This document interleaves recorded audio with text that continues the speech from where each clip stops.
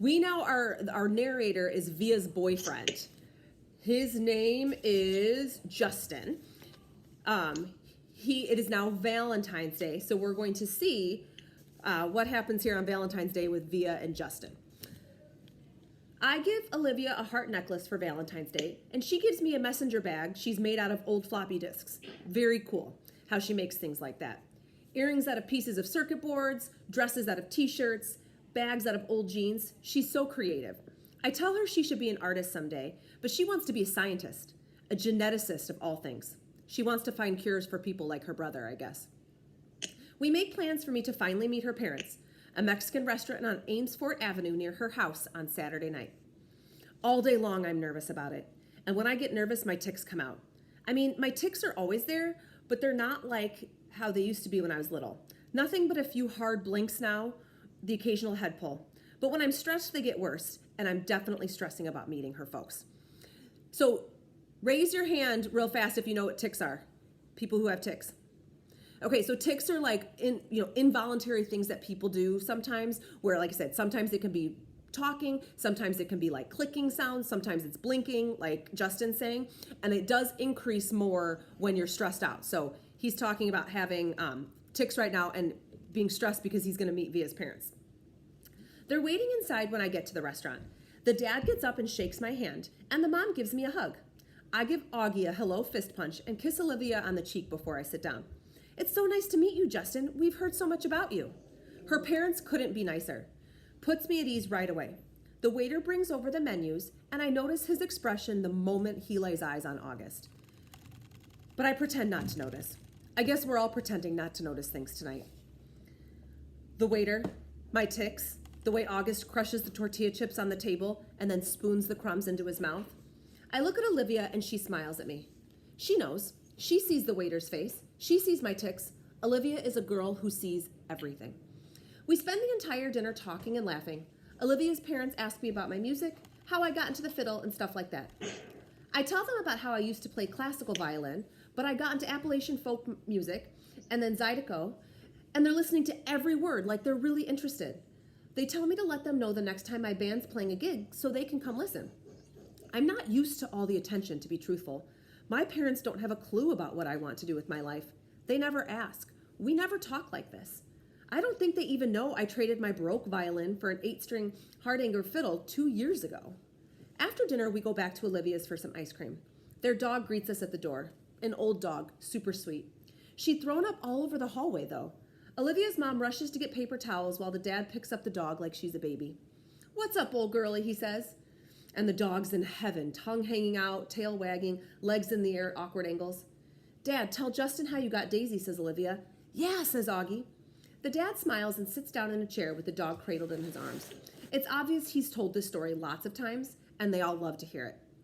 "So I'm coming home from the subway one day," he says, "and a homeless guy I've never seen in this neighborhood before is pushing this floppy mutt in a stroller, and he comes up to me and says, 'Hey, mister, want to buy my dog?' And without even thinking about it, I say, 'Sure, how much you want?' And he says, $10. So I give him $20 I have in my wallet, and he hands me the dog. Justin, I'm telling you, you've never smelled anything so bad in your life. She stank so much, I can't even tell you. So I took her right from there to the vet down the street, and then I brought her home." Didn't even call me first, by the way," the mom interjects as she cleans the floor, "to see if I'm okay with him bringing home some homeless guy's dog." The dog actually looks over at the mom when she says this, like she understands everything everyone is saying about her. She's a happy dog, like she knows she lucked out that day finding this family. I kind of know how she feels.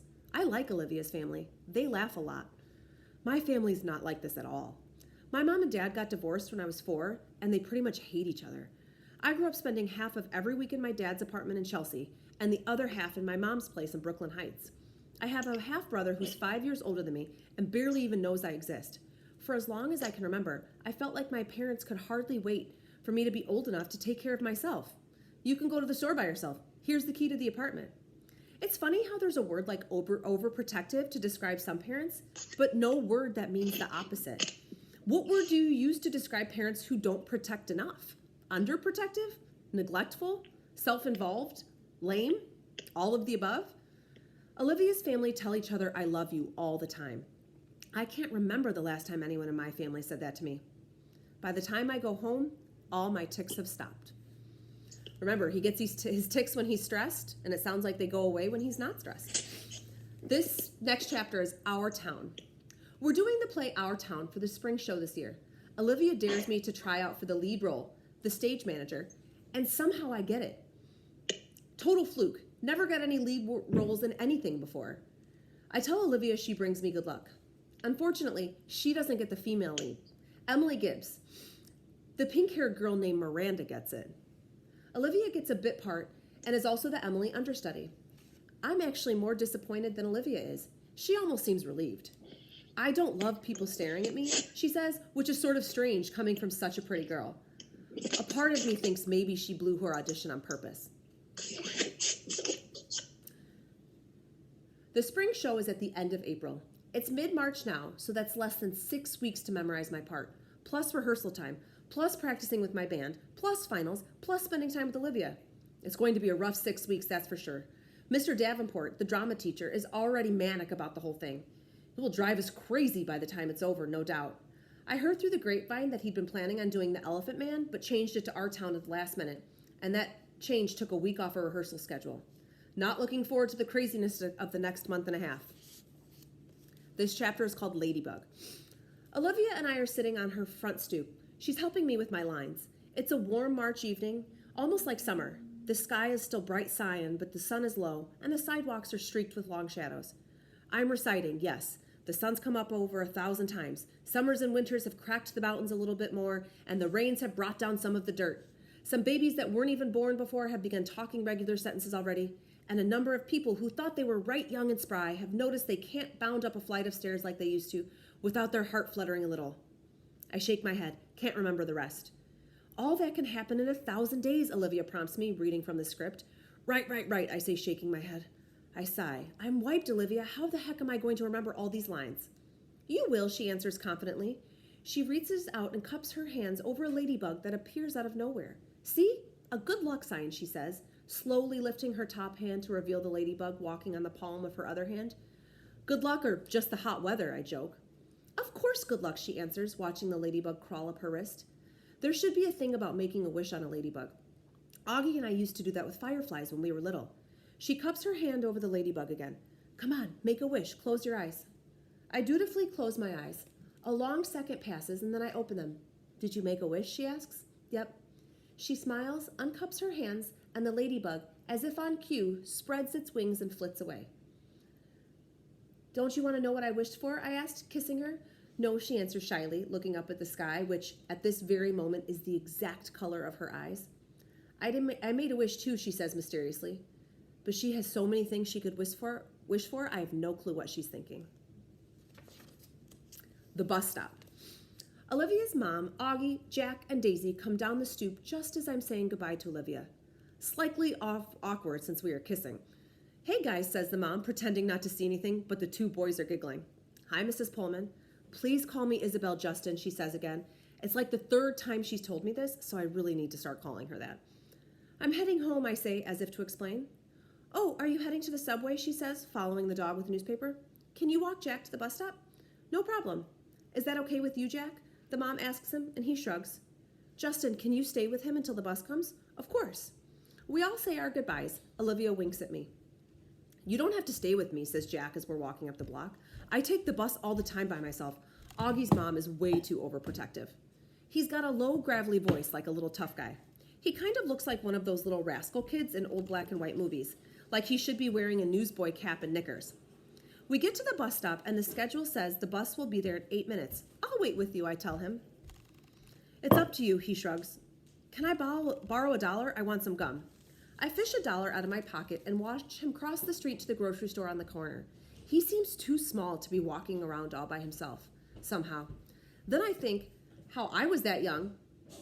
Sorry, I have kids doing stuff in the kitchen. No. Hold on. Honey, please not now. Thank you. I tell you. Okay. So he says, I think how I was that young when I was taking the subway by myself. Way too young. I'm going to be an overprotective dad someday. I know it. My kids are going to know I care. I'm waiting there a minute or two when I notice 3 kids walking up the block in the other direction. They walk right past the grocery store, but one of them looks inside and nudges the other 2, and then they all back up and look inside. I think I can guess who these 3 kids are. I can tell they're up to no good, all elbowing each other and laughing. One of them is Jack's height, but the other 2 look much bigger, more like teens. They hide behind the fruit stand in front of the store, and when Jack walks out, they trail behind him, making loud throw-up noises. Jack casually turns around at the corner to see who they are, and they run away, high-fiving each other and laughing. Little jerks. Jack crosses the street like nothing happened and stands next to me at the bus stop blowing a bubble. Friends of yours, I finally say? Ha, he says. He's trying to smile, but I can see that he's upset. Just some jerks from my school, he says. A kid named Julian and his 2 gorillas, Henry and Miles. Do they bother you like that a lot? No, they've never done that before. They'd never do that in school or they'd get kicked out. Julian doesn't even live around here, so I guess it's just bad luck running into him. Oh, okay, I nod. It's not a big deal, he assures me. We both automatically look down Amesfort Avenue to see if the bus is coming. We're in sort of a war, he says after a minute, as if that explains everything. Then he pulls out this crumpled piece of loose-leaf paper from his jean pocket and gives it to me. I unfold it, and it's a list of names in 3 columns. He's turned the whole grade against me, says Jack. Not the whole grade, I point out, looking down at the list. He leaves me notes in my locker that say stuff like, everybody hates you. Well, you should tell your teacher about that. Jack just looks at me like I'm an idiot and shakes his head. Anyway, you have all these neutrals, I say, pointing to the list. If you get them on your side, things will even up a bit. Yeah, well, that's really going to happen, he says sarcastically. Why not? He shoots me another look like I am absolutely the stupidest guy he's ever talked to in the world. What? I say. He shakes his head like I'm hopeless. Let's just say, he says, I'm friends with someone who isn't exactly the most popular kid in the school. Then it hits me what he's not coming out and saying. August. This is all about being friends with August, and he doesn't want to tell me because I'm the sister's boyfriend. Yeah, of course, that makes sense. We see the bus coming down Amesfort Avenue. Well, just hang in there, I tell him, handing back the paper. Middle school is about as bad as it gets, and then it gets better. Everything will work out. He shrugs and shoves the list back into his pocket. We wave by when he gets on the bus, and I watch it pull away. When I get to the subway station 2 blocks away, I see the same 3 kids hanging out in front of the bagel place next door. They're still laughing and yuck-yucking each other like they're some kind of gangbangers, little rich boys in expensive skinny jeans acting tough. I don't know what possesses me, but I take my glasses off, put them in my pocket, and tuck my fiddle case under my arm so the pointy side is facing up. I walk over to them, my face scrunched up, mean-looking. They look at me, laughs dying on their lips when they see me, ice cream cones at odd angles. Yo, listen up, don't mess with Jack, I say really slowly, gritting my teeth, my voice all Clint Eastwood tough guy. Mess with him again, and you'll be very, very sorry. And then I tap my fiddle case for effect. Got it? They all nod in unison, ice cream dripping onto their hands. Good. I nod mysteriously, then sprint down the subway steps, 2 steps at a time. Wow, Justin. Okay, last chapter for the day, rehearsal. The play is taking up most of my time as we get closer to opening night. Lots of lines to remember, long monologues where it's just me talking. Olivia has this great idea, though, and it's helping. I have my fiddle with me on stage, and I play it a bit when I'm talking.